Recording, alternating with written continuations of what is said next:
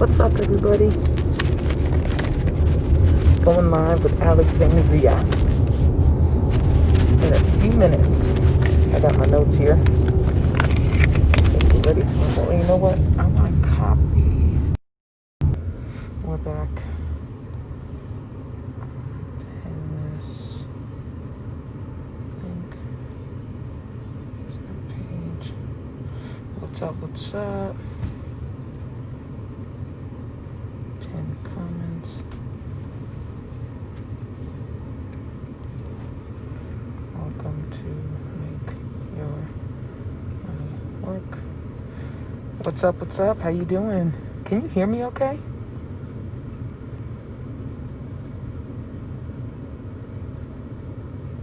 What's up, Catherine?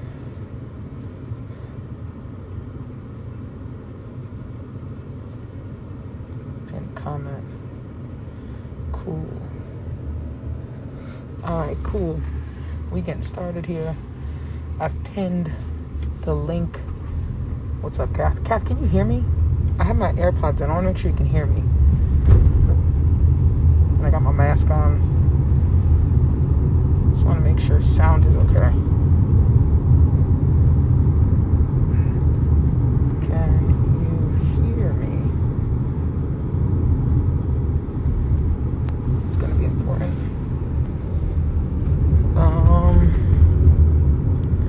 Go live with, not yet. Sound works perfect. Thank you for confirming that. Thank you, Kath. Thank you. Yeah, we're gonna get started with Alex in a couple minutes. I am literally in New York City in a cab doing this because that's how it is sometimes. Sometimes you're on the go and you get things done. I've pinned, what's up, Christina? I have pinned a link to the list to get on if you want to stay up to date with topics like this. So feel free to check that out if you want to hear about more stuff like this. We're going to talk about a bunch of things. We're going to talk about money. What's up, Taryn Boo Boo?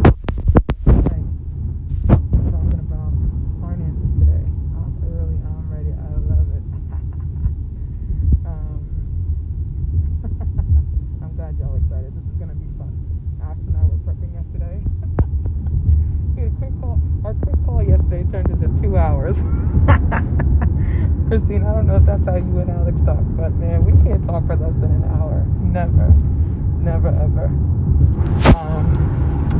So yes, we're gonna talk about investing. We're gonna talk about finances. We're gonna talk about why. I wish you guys could see my face, but obviously we can't do that right now.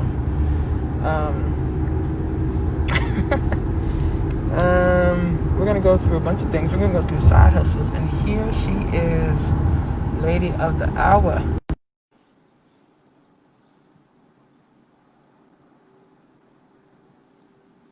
We are waiting for Alex to jump in here. We're getting connected. Alex, how you Hey, doing? what's up?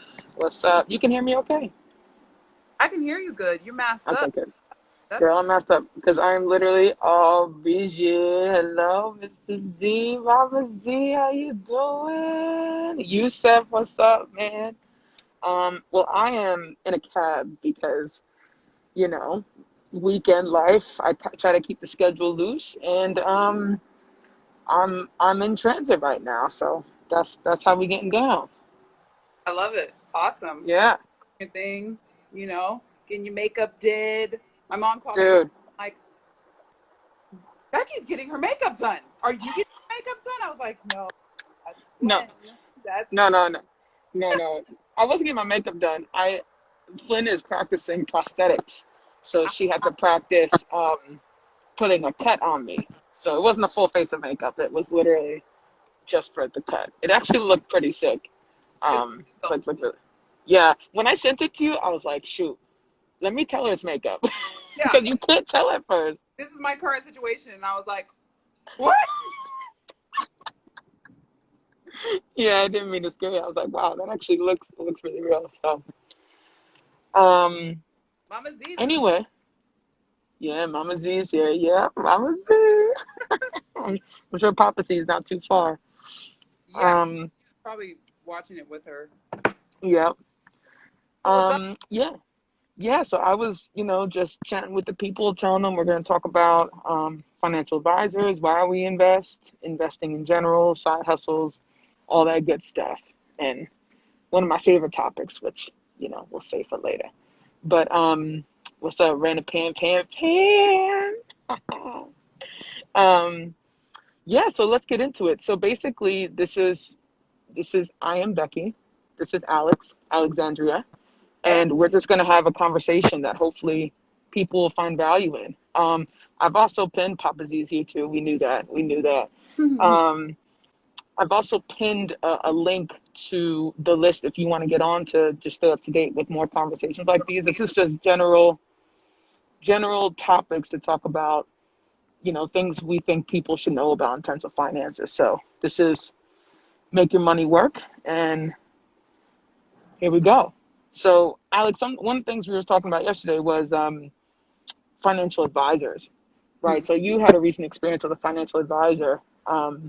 What, why were you looking for one? Like, what caused you to actually find one, and how did you find one? Well, I think it all stems from, really the question that you always bring up when it comes to make your money work, which is, okay, I've saved money. Why did I save money again? Like Mm-hmm. what am I gonna do with it? And Mm-hmm. um, yeah, I think that's the biggest push. That was the biggest push for me to go talk to someone. And it was really an exploratory conversation. I had spoken to him one other time almost a year ago. Um, and I just wanted to understand, what my options were for making my money work, making my money more money than what it's making in a savings account, right? Right. Right. So, yeah. Yeah. No, that makes sense. And how did you find your financial advisor? Because you actually worked with a professional, like a true financial advisor. Jen. Yeah.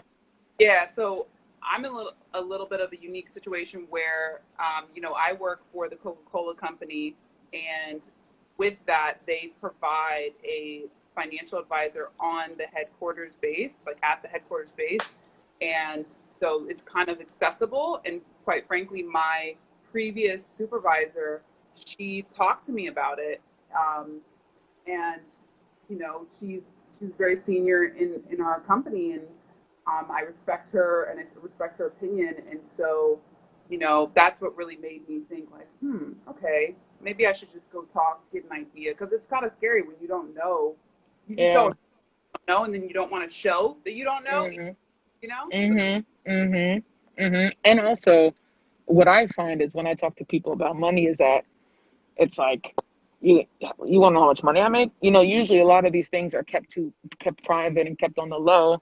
But I mean, one of the business owners I watch and entrepreneurs I listen to, he says if you can tell the IRS, we can talk about it too. Like it doesn't have to be this hush hush thing.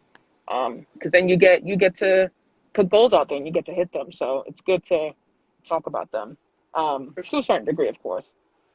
Um, cool. So you had access to one and you took advantage of it. So it was there for you and you said, let me at least just have a conversation. Yeah. Um, okay, cool. So you actually mentioned, the big question of why, right? And I think this is, it sounds so fluffy, but before you do anything, you should know why you're doing it. So why spend the time to watch two people talk about money on a Sunday morning or afternoon? Like, Right. why take 1 or 2 hours a week or a month out of your day, out of your schedule to like review your accounts and to look at, what how much money you have, how your retirement account's doing, and learn more. Like, why spend the time to do all this? And I think that question is very important because if you don't have that, you're not going to do it. What's the point? Why am I going to give up a pleasure now if I don't have anything to look forward to in the future? So for me, one of the reasons why I work very hard is so that I'm basically preparing for the future, Becky, right? So I want a life where I don't have to go to work. Going to work is a complete choice because I'm not dependent upon that one stream of income. Right. So me thinking about my life at that point, I get very happy. I'm like, wow, that sounds great. I can actually choose what I do Monday through Friday purely based on choice, not because they pay me money, right? So that's a big push for me. Mhm. Um, so what pushes you? What's your why, Z? I think it's a good question because that's probably the second flow of why I went to go talk to this financial advisor, right? So what I do personally is I'm a goal person. I write down my Yeah. goals for the day, for the week, for the month, for the quarter. I mean, it's not organized every time. It's very sporadic and just like Hmm. I got two whiteboards right there. Bam. Oh, I love a whiteboard. Yeah, like whiteboards are my thing. And I have a whiteboard for my significant other and I. We both share one and we write our goals together. And then Hmm. I have a personal work whiteboard, right, to get things done. And then Hmm. I actually have three. I have a small one for like remembering certain things. Um, a little bit excessive. But Yeah. so I was writing down my goals. We split the board, and my significant other, he was writing down his goals. And you just start thinking like, all right, well, like, what is the path to get these things done? And so Hmm. you want to explore the many different routes you can take. And so Hmm. as I think about some of the things that are on my whiteboard, one is buying property in the next year or so, like sometime before 2021 ends. Um, Hmm.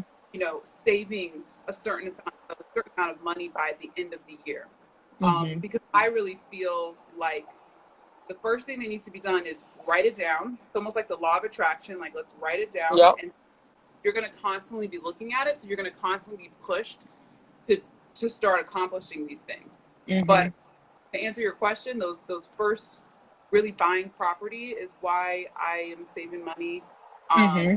and um, also long term. I have a lot of long term property, Hmm. and it sounds like a lot, right? It's scary when you think about it because you're like, how is this going to happen? Like, how does this work? But I want to start somewhere, and the best place to start is, I think, for me, I start like, well, let me go talk to a professional who knows how to managing money for years. You know? Hmm. Hmm. Yeah, no, I think that's great. Like you, and I think it's good. Like your goal right now is to buy a piece of real estate, right?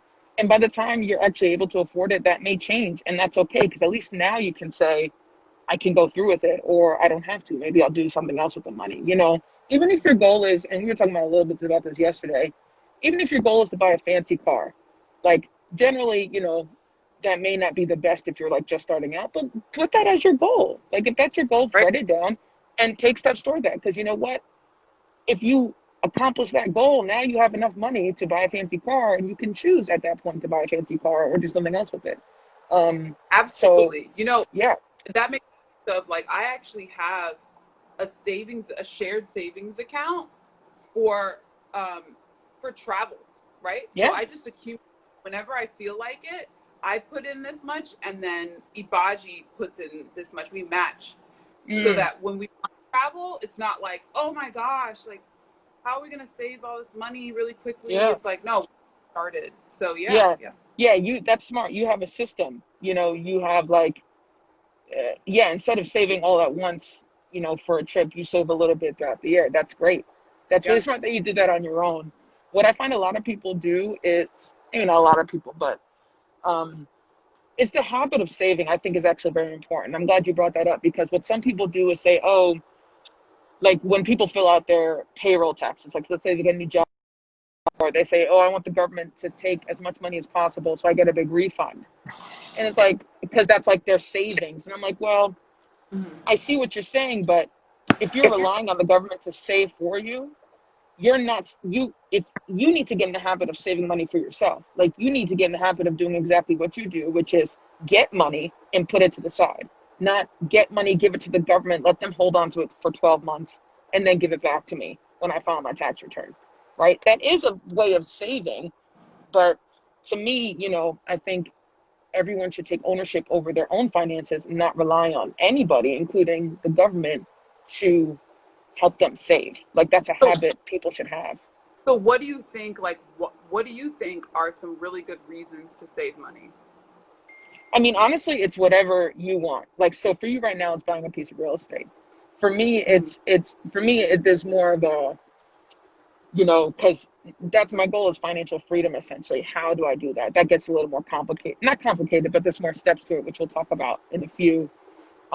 For me, which is like the side hustle, right, and having running your own business, Mm-hmm. and also real estate, right, or just in general. So I think I honestly, I used to say the younger Becky would say, you guys save for something that makes sense, like save for a piece of real estate that produces cash flow, save to invest. But if you want to save to buy a fancy car, you know what? Go ahead and do it. Like if that's how you feel in that moment, and you'll actually save to get something that is kind of like a stupid purchase, go for it. Say like put that as your goal. And as time goes on, things change, people change. And if you end up getting the car, then okay, That's a good. good. That at least you know you could save up enough money to buy a fancy car or whatever it is, whatever extravagant it is. Because a lot of young people think that way, like they want the fancy thing. I know I've been through those phases.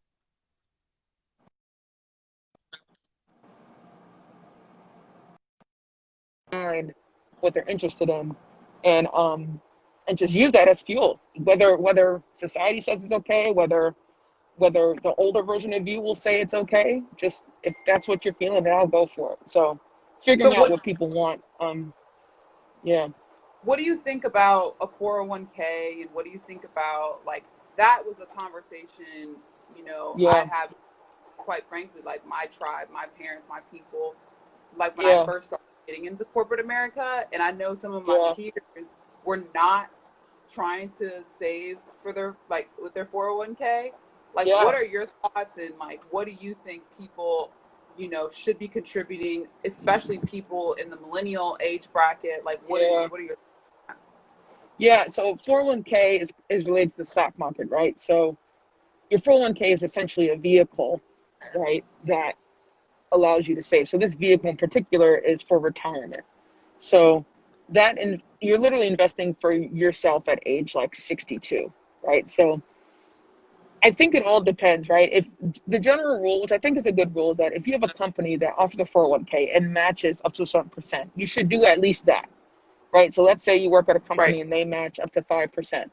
Generally, it's a good rule to at least do 5% because you get free money, right? So if you like the idea of saving, putting money in into a retirement account that you can't touch until retirement, and you have a company that matches that, that's good. Another good thing about a retirement account is, except for Roth is Roth you pay the taxes later, but traditional retirement accounts you get a tax benefit. You save on your tax bill, right? It's not you get rid of taxes, you just pay it later, right? So Mm-hmm. so a strategy you could do is you could put a lot of money now towards your retirement, reduce your tax bill now, and then you won't pay those taxes until you retire. So it's not you don't get rid of taxes, but you delay the tax payment. So that's another benefit to get it. Now, me personally, I am not I'm not big into the stock market, right? I don't like the idea of, you know, money like earlier in 2020, the stock market dropped 30%. I don't like the idea of what up, KB? What I don't up, like KB? the idea of like the value of my assets can drop 30% in like a month's time when it could take 10 years to earn 30%. Now, actually, the market recovered fairly quickly. The Mm-hmm. times are really funky right now. Yeah. I'm not a big fan of the stock market, me personally. Um, but if you are, you should do it totally. Oh, Um, joins. Hey, Chrissy. And she's yeah, at, yeah, Chrissy's in here. what do you think, Roth IRA or 401k or You know, both? that's such a great question because if I was investing in 401k, I would do both. I like the idea. I like both benefits, right? One benefit is I get a tax benefit now, and I pay the taxes later, and the other benefit is um, I pay taxes now and don't have to pay taxes later. So for me personally, I actually like both. I mean, it really depends on your situation, and for retirement accounts are set up where basically you put money away, and then the idea is when you got older, you wouldn't be working as much, so your income was less, so you'd pay less in taxes, right? That was the idea. Back in the Mhm. day when people worked for 30 years at one company, and they didn't change jobs 4 or 5 times. Today, I mean, people are still like working, like people are like living longer, people are healthy, people are like getting after it. So maybe your income isn't going to change that much. So it really, really depends. No one knows what the future has to hold, but the idea is, when do you want to pay taxes? You want to pay taxes when your tax rate is going to be lower. Could also depend upon who's president, what the tax laws are. So you can do True. all this planning now, but then things can change, your situation can change. So I wouldn't get too caught up in, which one. That's why I like both, because, you kind of cover your bases. But um yeah, it depends. Like, let's say, I don't know, let's say, for example, let's say you're taking a year off and you're not going to work. You're going to go back to school. So you're going to make like no money in 2021. Let's say that's your situation. It'd be a good idea to put money into a Roth IRA and pay the taxes now, because your tax rate is going to be, you're moving up the corporate ladder and you're in the six-figure income, you're going to pay higher taxes. So, you know what I mean? So it really all depends. So neither one is bad. You're saving money for yourself in the future. So to that point, it's good. Now, for me personally, I You don't like the switch back idea of and forth. not having. No, you could just have two accounts, right? So let's say you want to put, $6,000 towards your retirement. You could put 3,000 in the Roth and 3,000 in the traditional. Um, Me personally, I don't like the idea of not being able to access my money. So, you can access your retirement account for a few different reasons, mainly to buy a house, for school, and for medical reasons, right? Those are the biggest reasons why you can take money out without penalty. But let's say I have like an emergency, COVID's a great example.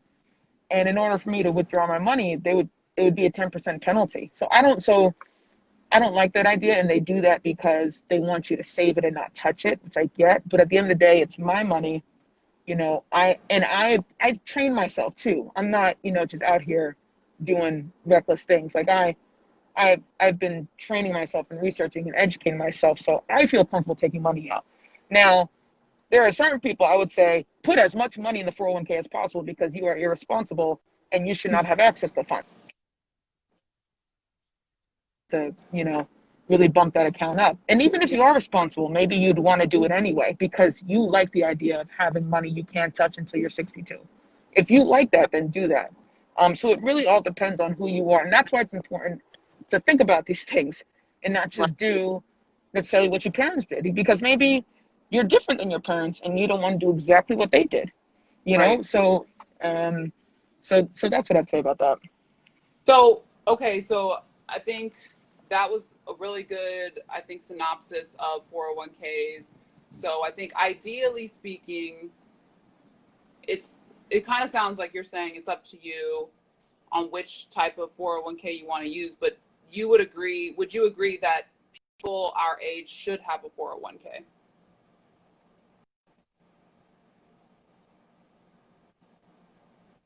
Did you catch me?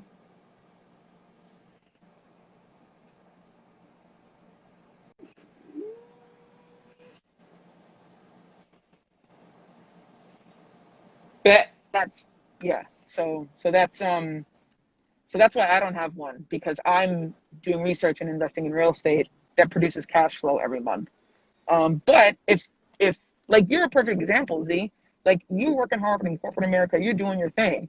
Like, you like real estate, you want to buy something, but you're you want something that you don't have to manage as much, right? So for you, retirement account, I think, is a really good option.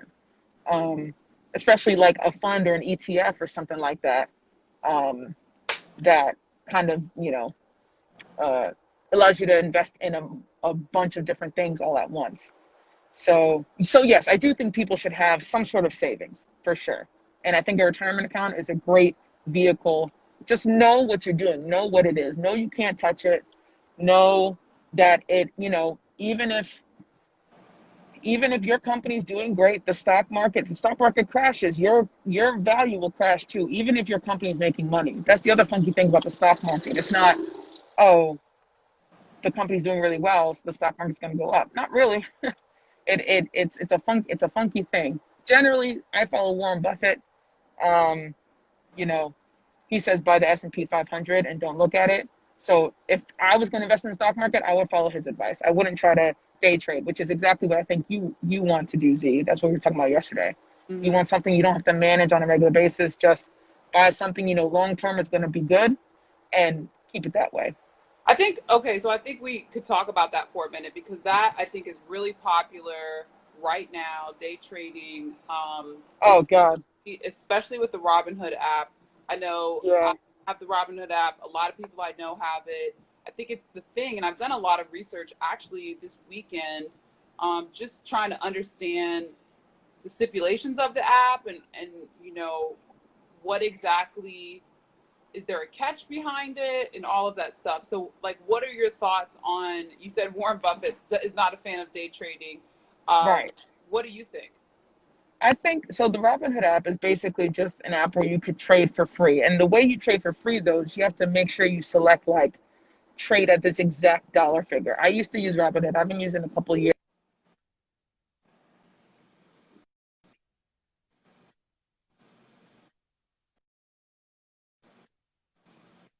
Sat in. Um, but I think it's again, it goes back to what you're interested in. You know, if you like the idea of the stock market, then go for it. If you like the idea of like reading articles and getting a strategy, whether it's day trading or, you know, buying at a certain price and knowing you're going to sell when it hits 10% because you are comfortable with the 10% return, like do that. Um, you know, You you know, were mentioning, yeah, uh-huh. Well, go I was ahead. going to say that's one of the big things I think that people don't realize really with Robinhood is that you're having to manage your money on a Oh, regular basis. totally. So if you're not watching what's going on, then you know Yeah, it could really hurt you. But if you are watching what's going on, you can really gain from it. And I think that's one of the biggest things that's a little bit scary for me because I don't know that I have a lot of disposable time to watch right. my money. You know, like I want to learn from it, so that's why I'm active in the Robinhood app. But I Yeah. think there's so much going on, and it's you know it's. I always tell people like I don't know what the hype is with Las Vegas. Like I don't like Hmm. gambling. I don't like losing Right. money I worked my tail off for Right. just like that. And like Yeah. if I'm gonna gamble, I guess I would rather gamble in the stock market, but still Right. it's a gamble, right? Like I mean, it's it's a gamble. It's for sure a gamble. Everyone's guessing. Everybody is guessing. But you could be educated, right? You can only educate yourself so much. You can learn how to what's play the thing? blackjack. You can learn how to play blackjack, but you know, at the end of the day, there's odds, right? There's a lot of luck. Mm-hmm. Similar with the stock market. I mean, for example, right now the stock market is doing really well. We just went through a global pandemic and the finances are doing really well. That doesn't make any sense. But the reason why that is because the governments, all the governments have been pumping money into the system. So Mm-hmm. so the markets are happy about that, which is why the markets were able to recover so quickly after a 30% drop. It doesn't make any sense. If you think about it logically, it doesn't make any sense. But Mm-hmm. the markets like the fact that the government are the government is putting money into the system. Because now there's not a bunch of people unemployed without money. Now there's a bunch of people who are unemployed for whatever reason because they can't go to work or whatever, but they have money, right? You know, people are able to Yeah. still buy on Amazon or whatever. So, um, What's so yeah, I Weebles? think, Alice yeah, is what asking is about Webull? Weeble. I don't know what Webull is, but It's there's probably a two day terms in the trading. stock market, bull and bearish. Yeah. Bull, when you're bearish about something, that means you think it's going to go down. When you're bullish about something, you think it's going to go up. The Right. way I remember it is, you know, the iconic bull market. Bull market's good, right? That's why we have a statue for it. Bearish, we don't have a statue for it. That means we think it's going to go down. So, and this is good to know actually. When you hear somebody say, "Oh, I'm bearish on the stock," that means they think it's going to go down. When someone's bullish on a stock, that means they think it's going to go up. Mm-hmm. Um, But so I don't know exactly about what Webull is, but yeah, I mean, it doesn't matter what you choose. It's like literally like driving a car. The car you're in doesn't matter. If you don't know how to drive it, you ain't gonna go nowhere. You Bingo. could you could be in the best car in the market, but if you literally do not know how to drive it, you ain't going nowhere. So you And could have the best app, whatever, it doesn't and matter. that's my apprehension, I think, is Yeah, like I get more comfortable with Robinhood or have some more time to really use it. yeah, And I think right now, like and you let me know if this is the right way of thinking it. My thought process is like whatever disposable income I have hmm outside of my goal savings, right? Like if I have an ability, like if somebody has an ability and says, you know what, I have $100 here. And hmm when you gamble, the thought process is you're willing to lose 100. Like you're That's not going to exactly be, right. oh my gosh, if I lose it. So if you lose it, it's fine. So if you got $100, like play with it, put it in the app and play with it and see what it does. Do you think that's the right thought process to have, I or should people be a little bit more weary?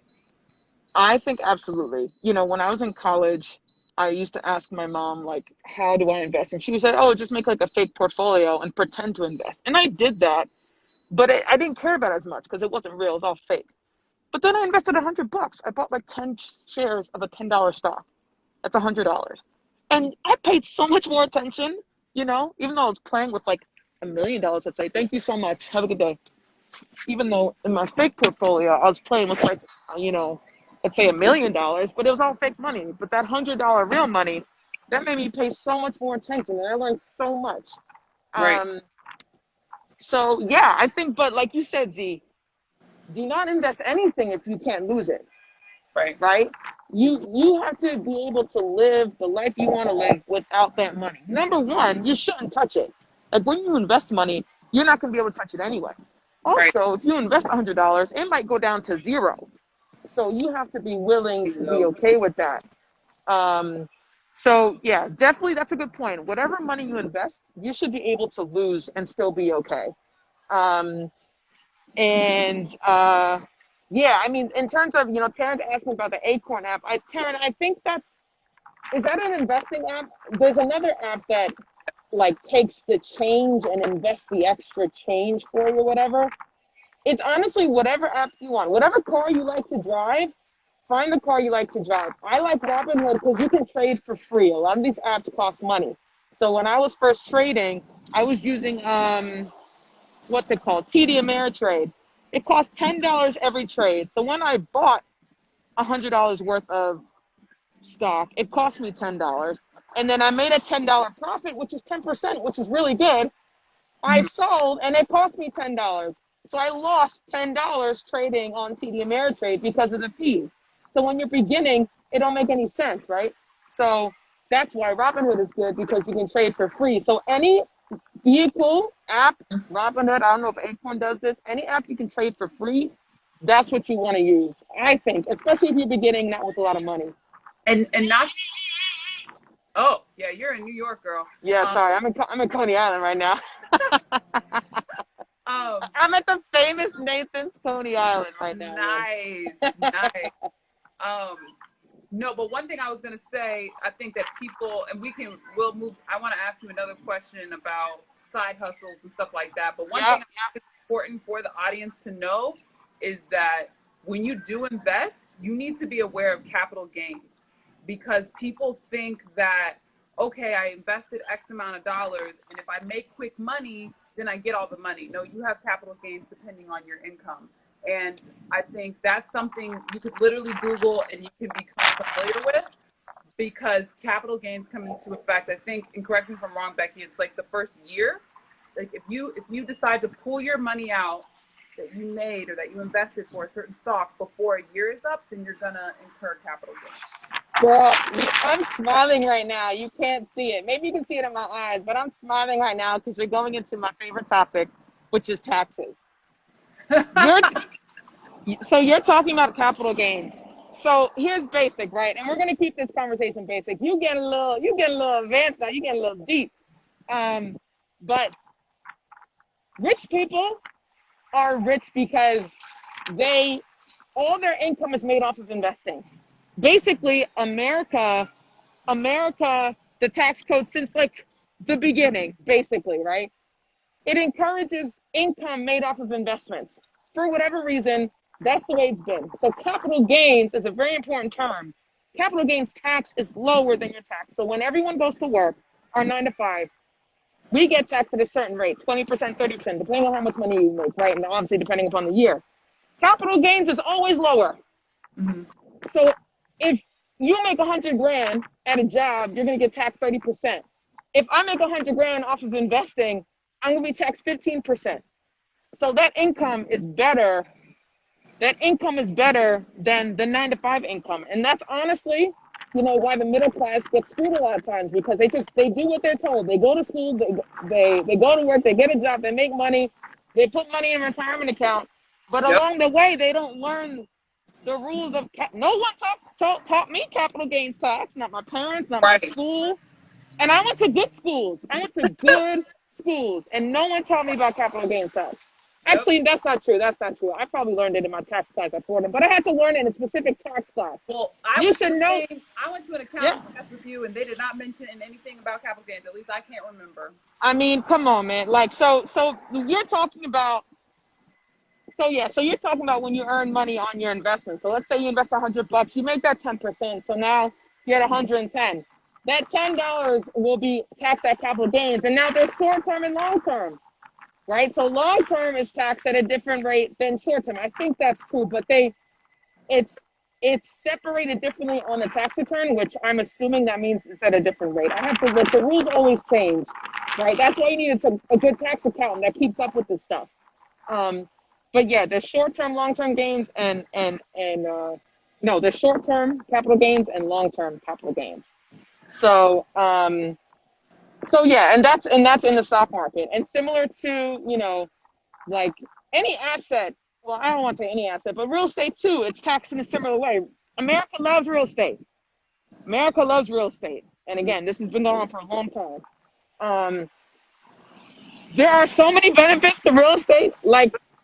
So many benefits. There's something called a 1041 exchange, where basically you can make let's say you buy a house for 100 grand and you flip it for whatever, 500. That $400,000, if you use that money to buy another piece of real estate, that 400 grand is not taxed. It's sick. It's crazy. So basically, It's crazy. what I understand Yeah. you're saying is, if I can get enough capital to get my life into a space where I'm constantly buying property and constantly investing into stock, then I'm just in a really good space, because I'm getting taxed either nothing or less than what I would be working on a 9 to 5. Absolutely. If you look at all the CEOs, the founders, their salaries are zero, not because they're volunteering. No, they you know what happens in the big financial markets, big finance companies. People's salaries are like 100 grand, 200 grand maybe, but then their bonuses are like $2 million. Right. They get paid more in bonus because a bonus is taxed at a lower rate than a salary. Mm-hmm. It's ridiculous. But they have to pay them a salary because they have to pay whatever the market will pay them. But they can pay them whatever they want in bonuses, and it's better for them because it's taxed at a different rate. So if you have any friends that work for Goldman Sachs, Chase, any big bank like that, ask them how the payment structure works. They get a salary, but they get more in bonus than they do salary. And the reason why is because the tax code. But again, when did we learn that? That lesson was skipped. Which it looks like, Yusuf, you brought up what is the next. You're like literally bridging the gap for us right now, because Yeah. the next question, you brought up the fact that this is why people should have an LLC, aka side hustle. So Amen. I think that's something that I'm really interested in. We're in church right now. It's Sunday, right? Yeah, no, I think it's really important to understand, like, what could a side hustle be, right? And I'm thinking of like one of my really good friends who's on here, Chrissy. She had a side hustle at one point. Could property be a side hustle? How do we think about a side hustle? How do we think about, like, if I'm whoever, right? Like, let's just take me as an example. How do I start to think about how I can take advantage of some of these tax advantages, and where do I start? Like, what do I think of? Like, when I'm starting here and I'm like, what could my how do I think about that? Yeah. So Great question, and shout out to Yusuf. Yusuf and I used to walk the streets of Brooklyn doing real estate, so shout out to him. He's been my homeboy for a long time. But when Yusuf says consider having LLC, he's basically saying start a business. You don't technically need an LLC to do a business. I have a bookkeeping company. Right now it's not incorporated or an LLC, but I still get tax benefits, right? You should, though. You get more benefits if you are in a corporation, but it all depends on what your goals are. But yeah, side hustles I think are important. Number one, you get to use the tax code. So when you buy dinner like you normally would, you get to reduce your tax bill by that dollar figure. When you buy a computer that you normally would have and use it for business, you get to reduce your tax bill because now you have these business deductions, the write-offs, Yeah. tax deductions. You get access But to all those things. Yeah. but talk me through like how I can think about that. Like let's Oh yeah. example. Let's make up an example and then Yeah. let's walk through like how I can think about that Right. entire I see where journey. you're going. I see where you're going, Z. So for me, I was very focused and I knew what I wanted. Thankfully, I didn't realize how important that was, like knowing what you want to do. If you don't know what you want to do, you could be, running around not knowing what to do, right? But if you have an interest in something, then do something with that. So let's do an example, right? Let's say you're Let's say you were a college athlete, but now you work in corporate America, but you know how to work out and you're disciplined enough to do it. Shoot, why not train a couple people? You don't need one client. So let's say you like to work out and you work out anyway, right? Have people come join your workouts. And at some point you can start charging them a fee as you get more clients. And now you have a business. That's literally a business. You're a trainer. Yeah. Right? So now when you do your gym membership, right? That's a write-off because you're a trainer, right? That's a business deduction now. Something you would normally have. Obviously, gym membership's not in COVID time, but let's say you bought a dope bike because you want to be a cyclist trainer and you want to go on rides with people, right? That would be a write-off. The special shoes with the bikes. Even if, clothes you have to be careful with because clothes is a write-off in special situations. But yeah, let's say you bought an app for training, right? Let's say you had a Nike app that you pay a monthly subscription fee for that you were using anyway, right? Yeah. Because you like to be fit or whatever and you like to work out. That would be a write-off now because it's all related to your training business. So Yeah, if I wanted we're talking hypothetically right now. If I was like, okay, what do it almost sounds like you're saying, start with what you like, start with a hobby, yeah, start with something you're interested in. exactly. So that kind of could be something that I could do, right? Like for me, I like Yeah, working out. So why not work out other people? Now, yeah. I mean, there comes a thought process like, okay, I probably should have to get certified, right? So could I technically use my certification and get that tax written off? Oh, for sure. Anything you do, right? Anything you do to try to do business, right? So let's say you never worked out in your life, but you decide today I want to be a trainer, right? And you spend a lot of money to get certified, you sign up for these special classes or whatever. And let's say you don't even make money in the first year. You could still keep record of that and write that off. Let's say you start making money in year 2. You can still write off the expenses when you're trying to do business. Let's say no one paid you. Let's say you just did free classes for a year as a marketing technique, right? Didn't make any money. But then year 2, you started making money because now you have more people. All that money you spent on getting free and doing free classes, that would be a write-off. Okay. So yeah, I think you should definitely figure out like a hobby's a great topic. Um, you know, uh, like lean into a hobby, like maybe, and it could just be one person, and like one client, or maybe you sell one thing, So and that's just a way to start. Yeah. so like let's pretend I was like, all right, cool. I want to be a trainer on the side. Okay, I got 2 people in the pipeline that I can train. What do I have to do from a business standpoint to set that up? Great question, D. Great question. So let's say you do find something and now you're like, okay, now I have this business. Like what the hell does that look like? And you've never done anything like this before. I would recommend create a separate account. It does not have to be a business account. Just create a separate account that's only for business. So Yep. that at the end of the year, when you go do your taxes, whether you do yourself, again, I highly recommend having a tax accountant just so you have someone you can rely on. Um, you can just print out the statements from that one account and you have an income statement, right? I'm an accountant, I'm a bookkeeper, so I literally do this for a living. And the way you don't need to hire me is to just have everything in one account. Now, the reality is people are transferring money here, transferring money there, that account, this account, and it gets complicated. But in the beginning, you create a new checking account, personal checking account. You put however much money you need in there. Let's say it's $1,000, and then every time you spend money, it's easy to see how much money you spent. So then at the end of the year, you can say, okay, how much money came in? That's my income. How much money went out? That's my expenses. And then you Okay. have a simple income statement.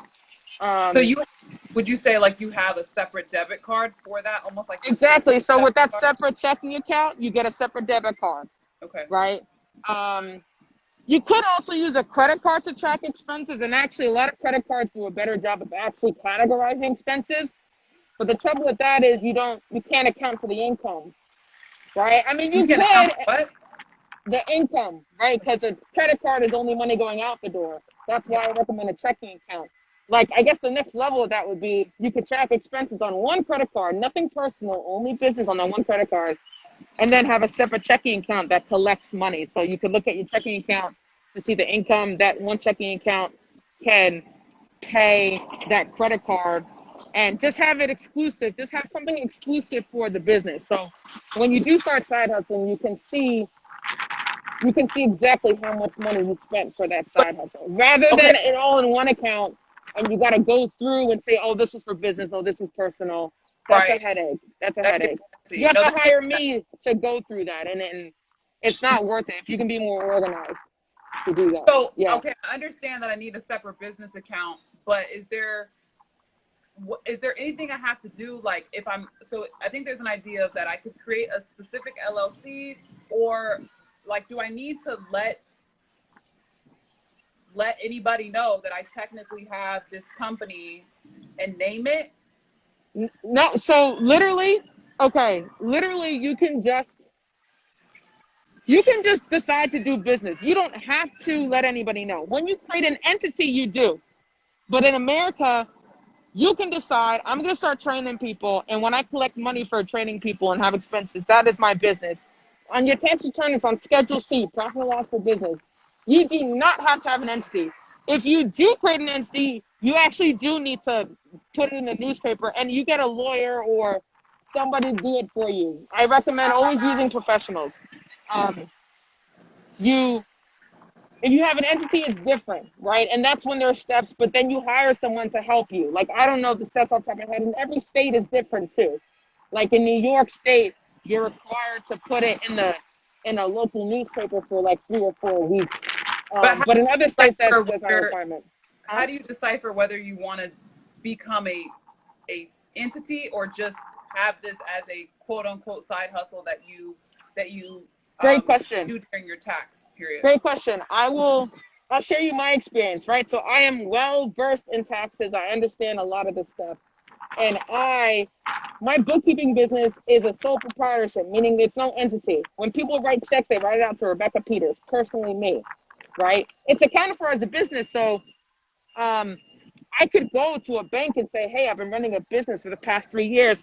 Here's my tax returns to prove it. And I could open up a business bank account that way. Like I'm technically a business. I'm deciding probably 2021 because now my business is bigger, right? If you're just doing a couple things, maybe a few $100 here, maybe $1,000 there, it may not be worth it. One, because you're not sure if you want to stick with it, right? You might just be trying stuff out. Mm-hmm.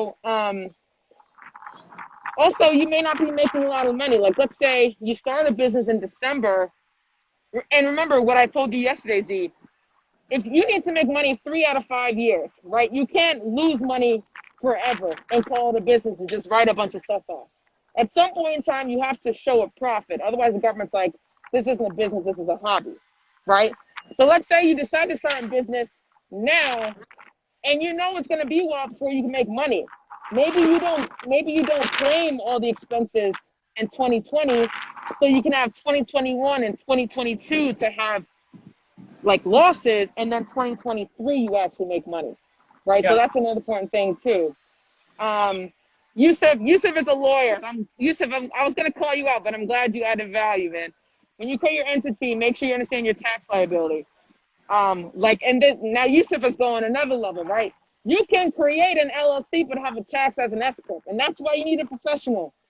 It's not too complicated, but there's nuances, right? You just need to spend time understanding it, or at least hire someone that understands it. You understand the basics, so you can talk about it, right? Um, but yeah, I would say to answer your question, Z, in the beginning, I don't think it's necessary unless there's a high chance you might get sued.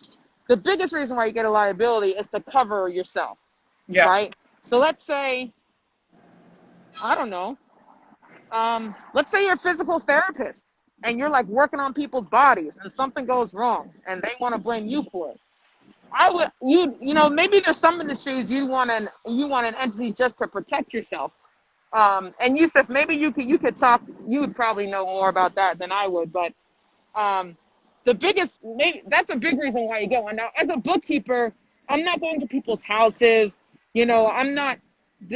I don't think there's a big risk for me getting sued because of me putting together an income statement. So I'm very comfortable doing business without an LLC. Right. But let's say like you have a home gym and you got people into your home to work them out. They could slip and fall on your carpet. Right. That's potential liability. So maybe some industries you want an entity sooner rather than later, right? But if we're just talking that's liability hat. If we're just talking pure business hat, I don't think you need an entity until like you're really going. And Yeah. then that's when you can take it even more advantage. You're taking advantage of the tax code and doing write-offs without an entity. You can do even more, which is what Yusuf was alluding to, when you have an entity, right? Because now you get to take advantage of paying yourself a smaller salary. It's market, but it's smaller, and then you can pay yourself bonuses and get taxed at that lower rate, like I was saying that the finance people do, you know. So, so I don't want to get too detailed, but in the beginning, generally from a business standpoint, you don't need an entity. The biggest thing, what people don't do is start. That's actually the biggest problem. People don't start. They wait until they get an entity, and then 5 years later, you know what I mean? They're still waiting to get an entity. No, do the work. Do business. Don't get caught up in the paperwork. That's like now I'm getting hyped. Don't get caught up in the paperwork. Do business first, and then you could figure out the entity later. Like I wasn't gonna not do bookkeeping because I didn't have an entity set up. No, I do my bookkeeping, and now I'm figuring out the entity part later. So that's actually that kind of goes back to why you're doing this all in the first place. That's kind of like the mental part, the thought process. Do the work first, figure out the paperwork later. Yeah. No, I like that. I think that that's a really good point. People get scared that like it's gonna like I just need to wait for the perfect time when I have time Oh, to sit down and really look at this so nope. I can really just veg into it. But based off of the conversation that we've had today, I kind of have an understanding of like why should I save money? Okay, so the Yeah, reason I should save money is for whatever my personal goals are or whatever my yeah, collective are maybe in my household, right? yeah, And so I think that might start with just planning, like make a plan, yeah, and then that's going to drive your decision making. And yeah, then and it kind of really sounds like you're saying the 401k, like I have been drilled 401k, 401k, yeah, 401k, yeah, but I think your point is, you got to figure out what's best for you. I would tend to say that if you're in corporate America, if you have a 9 to 5, like it just makes sense. Why not just to set up a 401k, especially when they're matching you? when they match, you should do it. Yeah. Even a person like me, you should do it. Even if Yep. you don't like the stock market, if they do a match, you should do it. Absolutely. And then it sounds like, investing in, these apps and things like that. It sounds like you're saying it's a good place to learn, but know your stuff because Yeah, there's a lot to learn about it. So just use it as a learning tool, right? it's like driving a car. The app Like is the driving a car. car. It don't Yep. matter if you don't know how to drive a car. You're not going anywhere. If you Yep. know how to drive the car, you'll get somewhere. Even if you're in a crappy car and you know how to drive, you'll be able to go somewhere. But Yeah, knowing how to drive the car is more important than the car itself. And the app is the car. Your knowledge on the stock market, or at least your plan, your strategy, is you driving the car. Right. I like that Yeah, analogy. Know how to drive the car. right. And then the last piece is, really getting into side hustles and understanding how do I Yeah. start a side hustle. And what it sounds like is like start from a place of interest and Yep. then let that drive you and Yep. don't like get like we're using the car now you're in the car, but let's keep it let's kind of start fiddling with the key and turning it on and not Yep. just be like, well, I can't drive the car yet because I'm not sure and I don't know. Yep. Just get it going, just start Yep. moving. And you can do that if you want to think about, to use this point and to your point, you want to think about what is my liability depending on what my interest is. If it Right. seems like, and you might want to talk to somebody, I guess maybe a lawyer or something, to Yep. understand what that liability is, right? Yep. Yep, definitely. And in terms of finding professionals, I would ask friends, right? Like if you're interested in buying a house, I bought a house. So you ask me, okay, what bank did you use? What lawyer did you use? You ask me for my recommendations and then I give it to you, right? And then you use them to see if they're a good fit. And you ask other people too.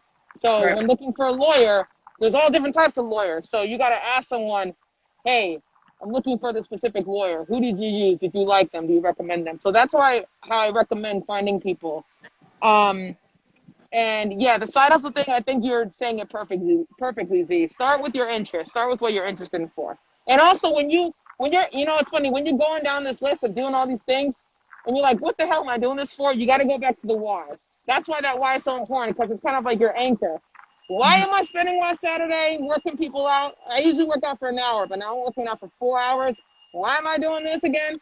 And you go Right. back to your why. And either your why is going to help you push through it, or it's not going to be strong enough and you'd rather just have it for the weekend. Um, Also, I want to bring up one really important point about the goals and the why. Your goals are literally right in front of your face. You literally have them in the wall. And I think that's really, really important. You didn't just write them down on a piece of paper and lose the paper. No, they're in your face. They are reminding you every day. And I think that's actually a really good system you have set up. It's not just, oh, I thought about this one time on January 1st, like everybody does, and then Mm-hmm. forget. No, you literally have, and the system is literally you have whiteboards in front of your home office. That's Yeah. it. That's Yeah. it. And even if you don't stay on it, at least if you forget about it, you'll be quickly reminded when you look up and say, oh, yeah, I want to do Right. this thing. And And maybe it's the same and maybe it's changed. Yeah. you know what I love about whiteboards? So the reason whiteboards come to mind is like, I think first I had a whiteboard on my refrigerator years ago, Uh huh. and I would use it to write down like, oh, I need butter. Oh, I'd start like a grocery list. And Yep. then I think, and I would write down on a piece of paper is my personal goals, right? Like and then Mm-hmm. I'd lose it. I wouldn't find it, just like you said. Yep. And the great thing about having a whiteboard dedicated to your goals, whether it's your work goals or your personal goals, is that Yep.